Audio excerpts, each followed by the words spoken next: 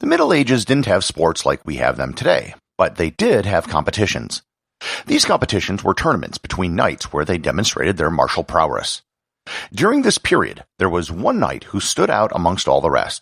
He never lost a tournament and rose to a level where he became the King of England in all but name. Learn more about William Marshall, the greatest knight in history, on this episode of Everything Everywhere Daily.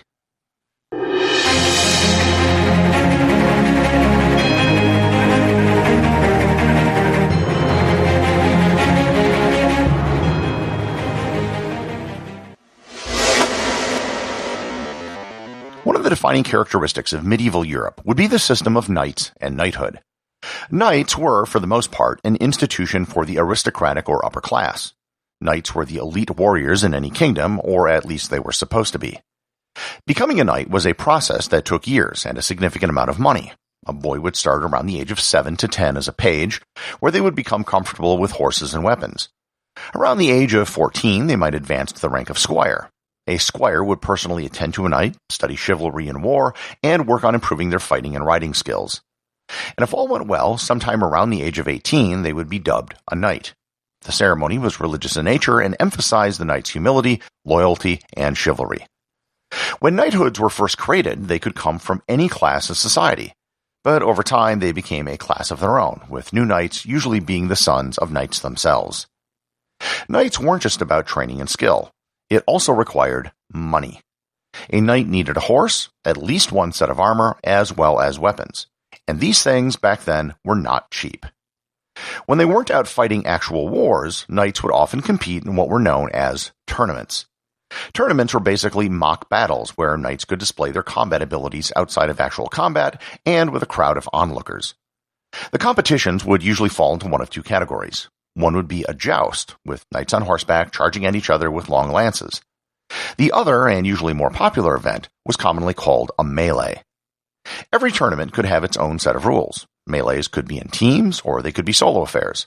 They could take place in an enclosed area, or they could be enormous affairs situated between villages. Tournaments could also be big money, assuming you did well. Prizes would be offered by those hosting the tournament, and sometimes there would even be a winner-take-all competition where you would have to put up your armor and horse as an entry fee. It was in this world of 12th century tournaments that one man in particular really shined. Some called him the greatest knight in history. He was the medieval equivalent of Michael Jordan, Lionel Messi, Lewis Hamilton, Barry Bonds, and Aaron Rodgers, all wrapped up into one. William Marshall. William was born in the year 1146 in what was probably Newbury, England, about midway between London and Bristol. He was the fourth son of a rather minor baron, so his prospects at birth were rather limited. One story which is told about him as a child indicates just how low his prospects were. His father's castle was being besieged by King Stephen, who was in the middle of a civil war with the Empress Matilda. Stephen took the young William, only 6 years old, as a hostage to ensure that William's father would honor his promise to surrender the castle. Instead, William's father fortified the castle and notified the Empress Matilda. When King Stephen returned, he threatened to hang the 6-year-old boy, William, in front of the castle in retaliation. His father told King Stephen to go ahead and hang him because, quote, "I still have the hammer and the anvil with which to forge more and better sons," end quote. Thankfully for William, he wasn't executed, but rather taken back to the royal court to be educated, which was something he never could have hoped to have done if he hadn't been taken hostage. His father's fortunes began to wane, and at the age of 12 he was taken to live with his mother's cousin, William de Tancarville, in Normandy. It was here that his training began to become a knight. He grew up to be quite large, developing a reputation for having a huge appetite, and was given the name Greedy Guts. By the time he became an adult, he was 6 feet tall, which, again, for medieval Europe, was really big. He became a knight at the age of 20. His first major action was to fight for King Henry II in Normandy, which was being invaded by Flanders at the time. The fighting didn't go so well for him, as he didn't make any money from booty or ransoming other knights, and he in fact lost his horse.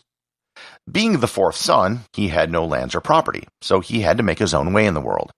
His father died soon after he became a knight, leaving him nothing. He moved his attention to what would be the thing that he excelled at: tournaments.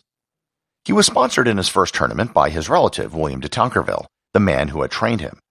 In 1167, he entered a tournament in the town of Le Mans, and did far better than expected. He won the melee. With the ransom put up by the other knights he captured, he now possessed 4 horses. He entered and won several other tournaments that year as well, significantly increasing his wealth.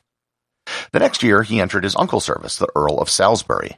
He was assigned to guard the Queen Eleanor of Aquitaine while she was out touring her lands in the French Aquitaine. While guarding her, he was ambushed by a French knight by the name of Guy de Lusignan, who captured William.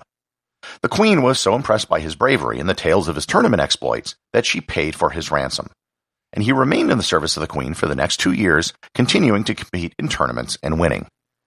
In 1170, he was given a very important job by King Henry II. He was given the job of tutor-in-arms to Henry's son, who was known as Henry the Young King. Young Henry was crowned king while his father was still alive, and subsequently led a revolt against him in 1173 and 1174. The revolt didn't go well, and when it was over, young Henry and William received permission from Henry II to travel around Europe entering tournaments. The two of them pretty much cleaned up, and the legend of William Marshal grew with every competition that he won. William was eventually accused of adultery with young Henry's wife, an accusation of which he was later cleared of. Young Henry died in 1183, and on his deathbed he made William fulfill his vow to go and fight in the Holy Land, which he did for 2 years. On his return from the Holy Land in 1185, William pledged his allegiance to Henry II, and supported him in his revolt against his son, Richard the Lionheart. In return, Henry II granted William an estate known as Cartmel in Cumbria in the northwest of England. In 1189, while fighting against Richard, William actually met him in single combat on the battlefield. William managed to dismount him from his horse, supposedly being the only person to have ever done so. He could have easily killed Richard, but instead just killed his horse to prove a point.